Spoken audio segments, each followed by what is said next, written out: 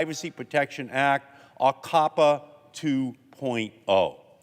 With this vote, the United States Senate will finally send a message to big tech that the days of indiscriminately tracking and targeting children and teens are over in our country, that their privacy-invasive business model must change, that young people and their parents are more important than shareholders' bank accounts. This vote is long overdue. On June 20th, 1996, more than 28 years ago, at the dawn of the information age, when only birds tweeted and the gram was simply a measurement, I stood before the House of Representatives and warned about the Internet's unique threat to user privacy. I stated then in 1996 that the Internet would allow corporate America to have the, quote, opportunity to track the clickstream of a citizen of the net, to sneak corporate hands into a personal information cookie jar and use that database to compile sophisticated, highly personal consumer profiles of people's hobbies, buying habits, financial information, health information, who they contact or converse with, when and for how long. The Internet would allow digital desperados to roam the Internet frontier unchecked. 2 years later, Congress enacted my Children's Online Privacy Protection Act, or COPPA. That was 1998, and it was for kids under the age of 13. That's all I could get in 1998. Protections for kids under 13 in our country, knowing that there was going to be an effort by corporate America to exploit those children. Now, how did I know that? I knew it because I had been chairman over telecommunications in the 1980s, when the television industry was targeting kids with advertising on Saturday morning cartoons, Saturday morning programs. They were pretty much turning all the programs into one big ad targeted at vulnerable kids. And so I had to author the Children's Television Act of 1990 in order to put protections for television on the books. But then, as the Internet evolved, the marketers, the targeters all moved over from television over to the Internet. And with it, Congress has to follow them in order to pass the laws to protect children, to protect teenagers from being exploited by the very same marketers, the very same companies that sought to exploit them on television. And as I explained back then, the original COPPA, Children's Online Privacy Protection Act, can be summarized in 3 words: disclosure, knowledge, and know. Disclosure of privacy policies, knowledge of information collected on our children, and no to the sale of the information. That information should only be used for the purposes for which the young person and their family had intended it. So COPPA put real safeguards on the Internet, at least for kids under the age of 13.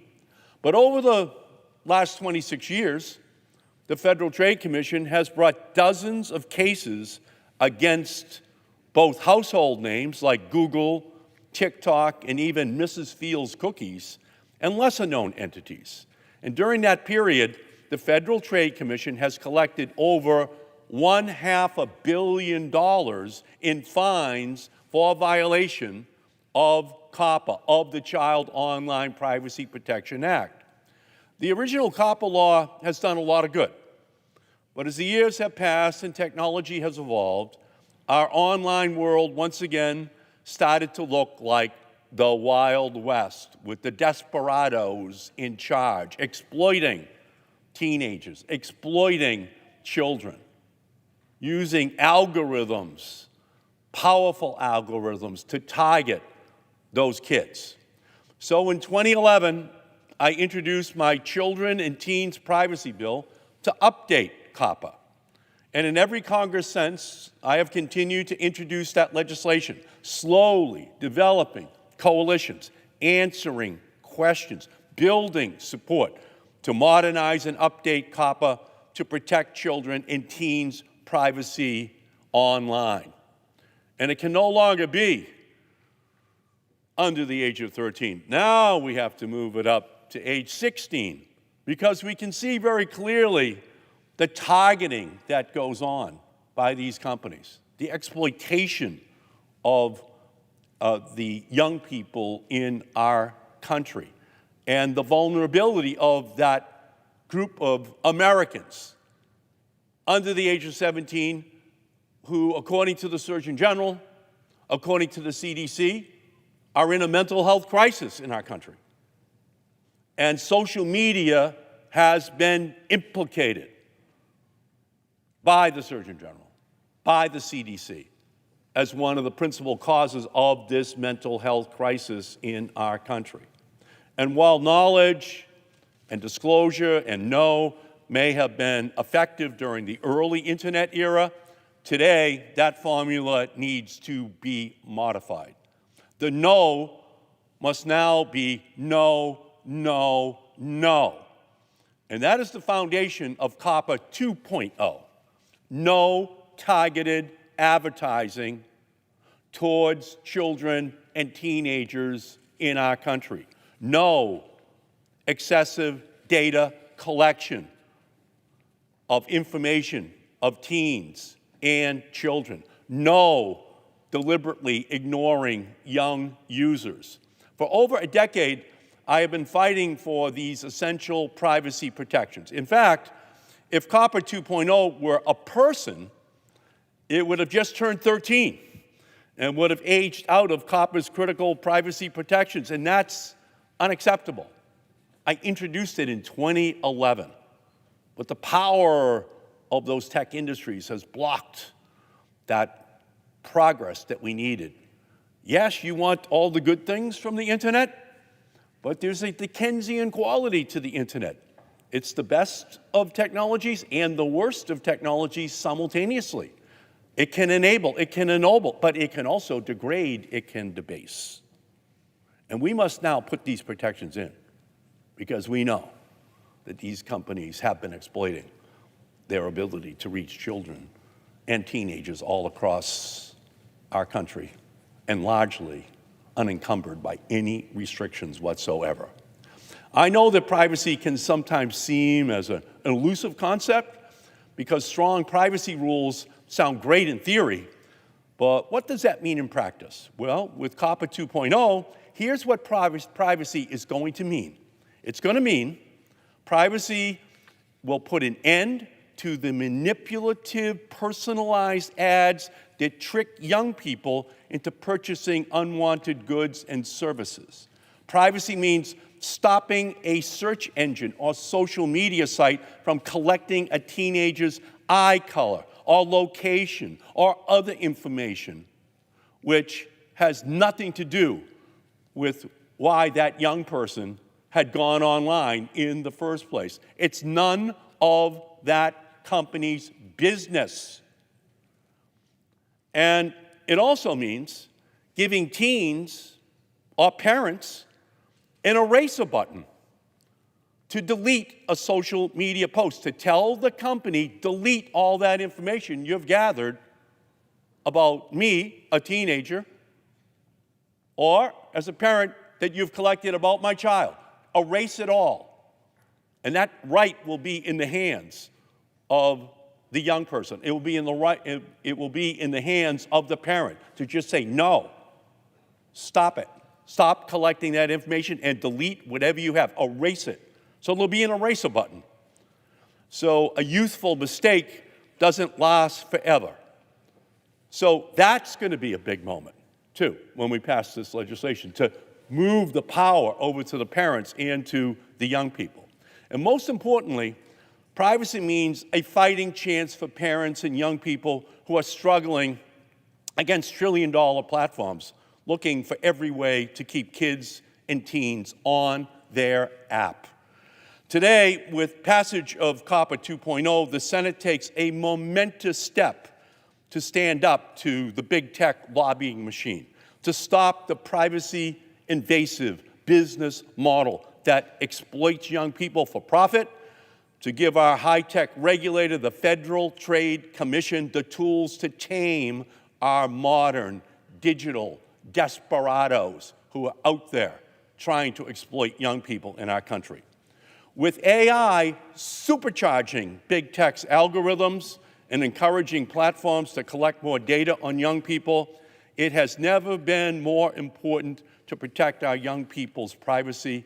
With this vote, the Senate is finally meeting that moment. When I was a boy, and I was home with my mother, with my two brothers, and I'd be 10 years old, 9 years old, and a salesman would ring the doorbell. And my mother would tell me, just go to where the letter opener is in the door and tell the salesman that your mother's not home. And I would. And then I'd go to my mother and say, but you are home. And she would say, I'm not home to him. He's not getting in our living room. It's 11 in the morning. We're not having a stranger in our living room with you and 3 small children. It's just not happening, Eddie. Well, that same sense of privacy is still present in American families, in America's mothers and fathers. They don't want strangers in their living rooms, in their kitchens, in their bedrooms with their children. And what has happened is that in the internet age, those same salesmen have been able to get around that front door.